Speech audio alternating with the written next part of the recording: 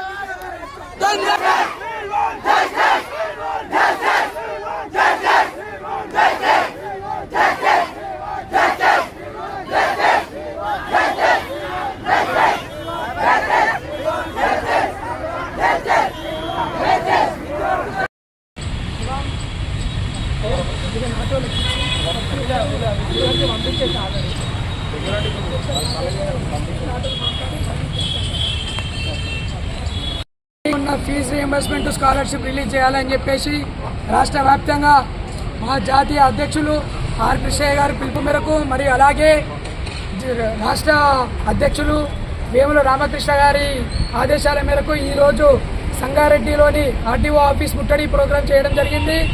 ఈరోజు విషయం ఏంటంటే గత 4 సంవత్సరాలుగా పెండింగ్లో ఉన్న ఫీజు రీయింబర్స్మెంట్ స్కాలర్షిప్ 7,000 కోట్లు రిలీజ్లో ఉంది.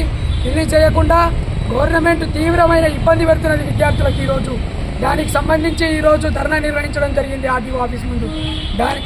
ఒకటి కోరుతున్నాం, విద్యార్థులను విముక్తి చేసి పెండింగ్లో ఉన్న ఫీజు రీయింబర్స్మెంట్ స్కాలర్షిప్ రిలీజ్ చేయాలని చెప్పి సందర్భంగా కోరుకుంటూ, మరి అలాగే ఈరోజు తీవ్రంగా ఇబ్బందులు పెడుతున్న కళాశాలలకు కూడా ఈరోజు ప్రభుత్వం ఇబ్బంది పెడుతున్న పరిస్థితి ఈరోజు చాలా ఉంది.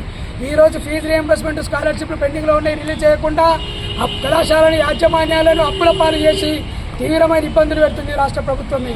ఈరోజు విద్యార్థులను ఇబ్బంది పెడుతుంది రాష్ట్ర ప్రభుత్వమే.